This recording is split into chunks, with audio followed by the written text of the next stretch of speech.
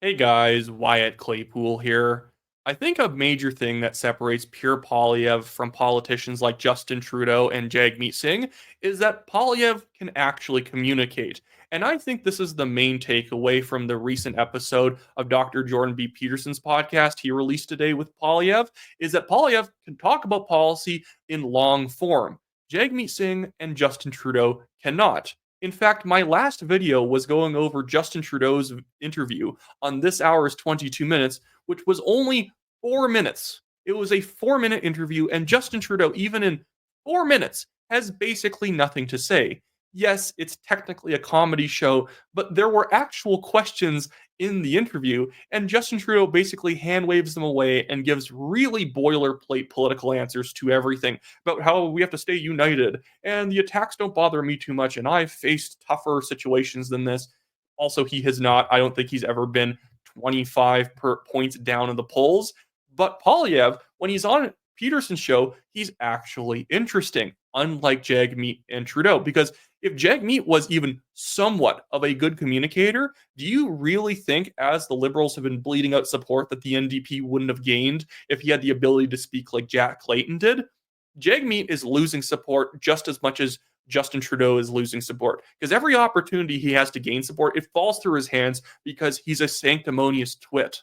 And Poilievre actually, I find, sells himself short sometimes doing too many slogans. Axe the tax, build the home, stop the crime. I understand the message. It's a good message, but I actually think Poilievre needs to lean way more into these podcasts. Donald Trump did it to great effect in the 2024 election cycle. As much as Poilievre is a head in the polls right now, I don't think he should take his foot off the gas. I think he should be doing more of these interviews. I think it's great for the long run of Canadian politics that young people who tend to consume podcasts see him speak in this manner that actually makes them interested in what's going on in their country. But now I want to highlight this great clip from the interview where Poilievre absolutely skewers Liberal MPs for suddenly turning on Justin Trudeau right when the polling starts to show all of them losing their seats. And I think, again, this is a great highlight of Poilievre's ability to actually communicate effectively. This is an unscripted interview, and you can tell. By the way, the liberal media is all saying, well, surely you wouldn't want to trigger an election during a liberal leadership race.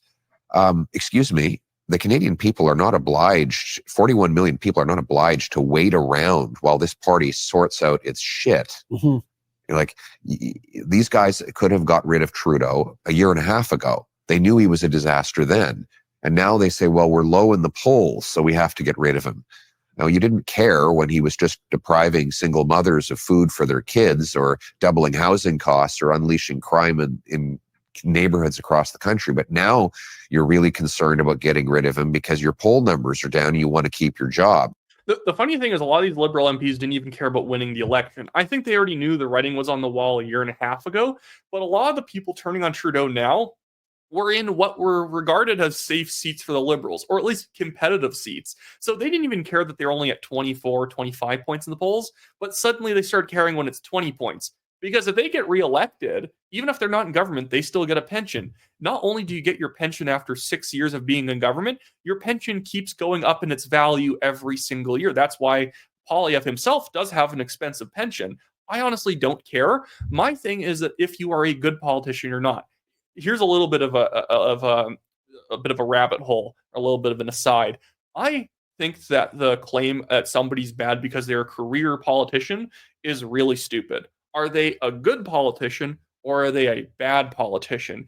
Career politician is just a cherry on top of the fact that the person sucks in office. If you're a great politician, I think Poilievre's a very good conservative politician. I don't care if you're there 50 years. Be there 1,000 years if you're able to keep doing good stuff.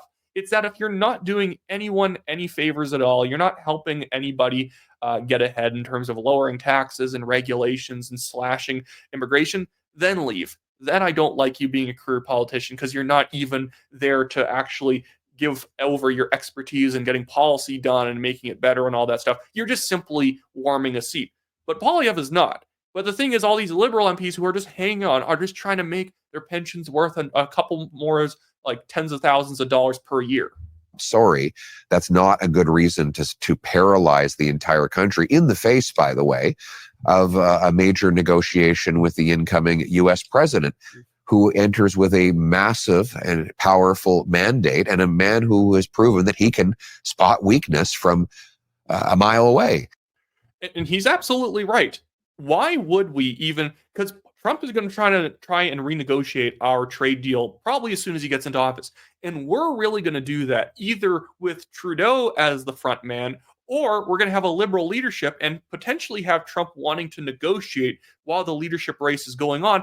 And imagine if, like, Chrystia Freeland became the prime minister and now she's the chief negotiator, even though she did a really meh job the last time, and Trump doesn't respect her at all. Again, we don't need to pick our leaders based on who other leaders around the world like. It really is not a priority.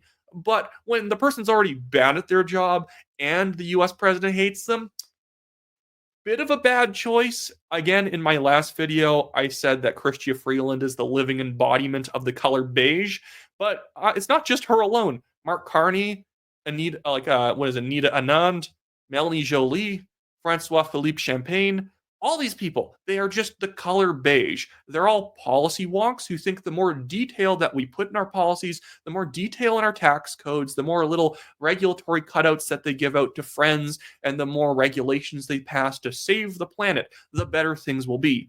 I have a master's degree in public policy, and I bring that up to say that you should never be impressed with anyone who has a master's degree in public policy. Do you know what that degree taught me? Is that so many other people in policy are insane. They actually think policy is good as an inherent thing. That sounds like a stupid thing to say. Well, policy is not good or bad. Yes, but you should be scared of people who think that policy is inherently good. These people think that the longer policy becomes, the more detailed it becomes, the better we all will be. They're like communists who believe that if we eventually pass unlimited amounts of regulations, like we'll have a machine that just turns out regulations all day, eventually we will live in a utopia of regulations. It's like the movie Brazil. Everything will take 50,000 forms to complete, but it will be completed right if we do it just the way the government wants. None of these people are going to be good against Poilievre. Going back to the interview, Poilievre can actually talk. Let's have another video here. Jagmeet does not do this stuff. Like, I know he's played flipping games on Twitch with like AOC and Ilhan Omar, but he doesn't. He's a valley girl when he talks. He talks about the rich CEOs and corporations, and past those buzzwords, he has literally nothing to say because he's Orange Trudeau, just as well. He's like Trudeau. He's like Sikh Trudeau. Trudeau himself is a very orange liberal leader. He is not at all like Chrétien or Martin, who at least kind of respected the free market. But here's Poilievre articulating just how bad things have gotten in Canada in terms of actual measurable signs of wellness. I mean, I think housing costs are another one. Right. There was a study out just 10 days ago that has Toronto and Vancouver now by far the most unaffordable housing markets in North America. And so, housing costs are 50% higher in Toronto than they are in Chicago, even though Chicago workers make 50% more money.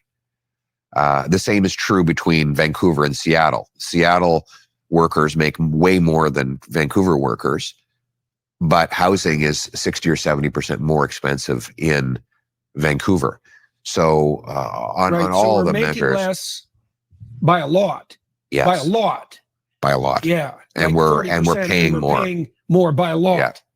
Right. And most of that's transpired in the last 10 years. Yes. And we're paying the difference by accumulating enormous quantities of debt. Our households are by far the most indebted in the G7. When you divide total household debt by GDP, we now have a bigger stock of household debt than our entire economy. We are more indebted as households than the Americans were right before the 2008 financial crisis.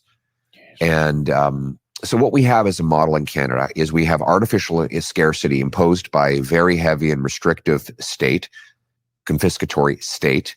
So that suppresses production. Mm-hmm. But in order to allow for consumption, we print money and borrow money and then flood the economy with that money. Okay. This is what also gives me hope that Poilievre is actually going to do the right things when he gets into government. He doesn't have to go on Peterson's podcast. Yes, Peterson is popular, but it's not like Poilievre isn't popular. If anything, two men of equivalent renown in Canada are talking to each other. Poilievre has nothing to gain, but he goes on a podcast like that to actually articulate his ideas around government. And what he keeps saying consistently over time, not just when he's pressed by an interviewer, is that we need smaller government, we need less regulations, we need basically less printing of money, we need lower immigration. And so that is what gives me some hope, even though I can make criticisms of the Conservative Party and some Conservative politicians. Hey guys, I was running for the Conservative Party nomination in my riding of Calgary Signal Hill, and an insider at the top of the party, and this is not Poilievre's fault, it's just when the party gets so ahead in the polls, certain people behind the scenes can kind of do what they want without getting too much attention put on them. And I was kicked out of the nomination because they didn't want me to win. There's nothing offensive about me. I think you guys have watched me long enough to know. So I'm saying this not from the perspective of someone who wants to be hired as a staffer or something like that, or I want a nomination. I was objectively disallowed from a nomination, but I think Poilievre is doing an extremely good job of actually staying true to form about a small government message. There has not actually been a shift since the leadership race, because some people do this. Aaron O'Toole is the best example. I'm a true blue conservative. And then as soon as they're the actual leader and it's coming towards the election, they start going real red real fast. But in the case of Poilievre, he in fact has gotten more conservative since the leadership race. He didn't really talk too much about parental rights and going after gender theory during the leadership race, but he's become more conservative on those issues since then. And I think the podcast and social media ecosystem pushes him to be more conservative because it allows people to go around the mainstream media and give their actual opinions to Poilievre directly. And I think that that has been a big benefit in politics in general, even though I have my own criticisms of the way social media operates and the way a lot of people talk on social media. Maybe this is actually a good thing to end this whole thing on, because I don't know where else to fit this in. I want to bring up an example of the type of social media stuff I absolutely despise, because there's a certain type of personality on social media that I think actually degrades the quality of engagement. There are so many people who, as soon as they get any level of renown online, they get any amount of popularity, they go so Hollywood so fast. And I don't mean Hollywood as in the LA institution Hollywood. I'm using it as kind of like, I guess, a descriptive term for just becoming so full of yourself. You think you're a celebrity. And I think this engagement with this guy who's like an American Politico was a perfect way of summing it up, which Sheree Atiste clipped here. Sheree Atiste is also a fantastic guy to follow. I believe he's only 16, and he puts together a fantastic polling website with his own polling model, and it's very accurate. He's been sometimes the only one to predict races right in Canada. So go follow him, Sheree Atiste, Real Albanian Patriot, on Twitter. He's not actually Albanian. I don't even know why that's his handle. And then he runs the website Poilievre. But this guy was just calling out this guy Red Eagle Politics, and he says, being a rude jerk is no way to attract and retain an audience, even among people ideologically aligned with your angle. I'd suggest that you reflect on how your actions look from the perspective of your audience. And then this guy, Red Eagle Politics, says, well, I'm at 103,000 followers and you're at 358. So how about you don't lecture me on how to attract and retain an audience? I don't go into McDonald's and tell you how to do your job. Goodness. I have seen actually tons of people in Canadian politics who even do this. They get an audience and they are so much better than you because they have an audience. Their words are wiser. They are smarter than you because they talk into a camera and you don't. Most of the things I say probably doesn't shock you guys, and you probably did not already know what I was talking about. This show, in a certain sense, is entertaining because it's somebody who already agrees with you, maybe putting a political perspective in a way that's maybe worth sharing, or like, oh, that's a good way of putting it. But there are so many people who, as soon as they get any amount of attention, go so Hollywood, and then they lose their ability to even call out bad behavior on their own side because, what happens if I want to work with that person in the future? Good example, Viva Fry, who is now a full-time pretend American. He only talks about American stuff now.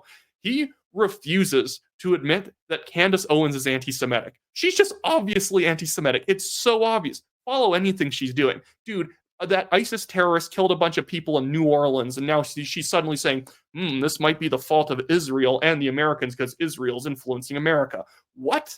She's an idiot. But Viva will refuse to call her anything bad. He will still refuse to say that Jeremy Mackenzie is an anti-Semite, despite all his ranting about Jews on his show, because Viva has gotten so Hollywood, he cannot actually make a criticism of anyone who has an audience that he might want one day. He even helped make a fundraiser for Jeremy Mackenzie when Jeremy Mackenzie was claiming he was debanked. He was not debanked. He was kicked out of Scotiabank for abusing staff members, and he didn't even attempt to open up another bank account before he had Viva start that fundraiser for him. It's ridiculous. But the thing is, then he attacks me because I'm smearing people because I have eyes and ears and I can see the things that Jeremy Mackenzie says, and I've been telling people about it years beforehand. There are so many shows in Canada that had Jeremy Mackenzie on who did not do a single bit of background check on him. I have clips of him mocking Anne Frank for dying, for mocking Jews for getting beaten up in New York City,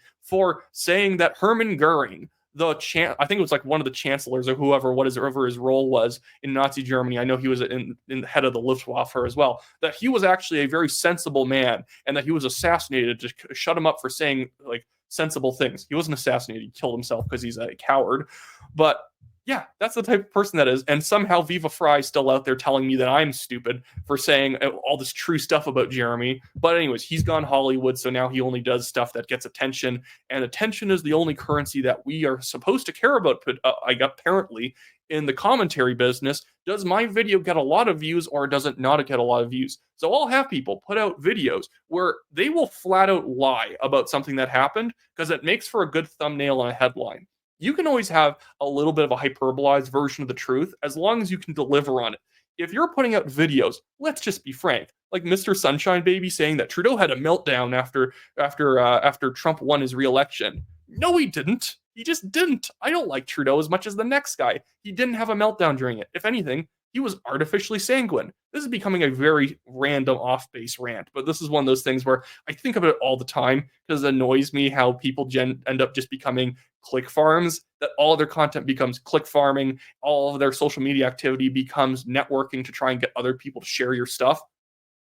It doesn't matter even if you want to ally with someone because you think they do good work, that's fine. So many people are just trying to get big accounts to notice them and to get people to click on the video, even if their video has no value in it.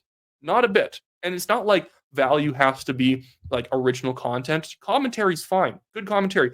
The Pleb does a great job on his show right now. He does a good job. Kat Kanda and Brittany do a really good podcast. You know, people at True North and Rebel News do really good work. Most of them, Northern Perspectives does really good work, but every once in a while you get the person who is just out for the attention and they actually have no clue what they're talking about at all, which is why they frequently get things wrong. Anyways, and that doesn't mean I won't get things wrong, but I'll attempt not to be deliberately ignorant to whether or not what I'm saying is true or not, or if Trudeau is going to resign tomorrow and they're saying that like a year ago, it's like, it's not happening, guys. Trudeau's not going to resign. These days, if you say Trudeau might resign in a thumbnail, it's actually kind of plausible these days. But like a year ago when people were doing this, no, you're just lying to your audience and treating them like morons.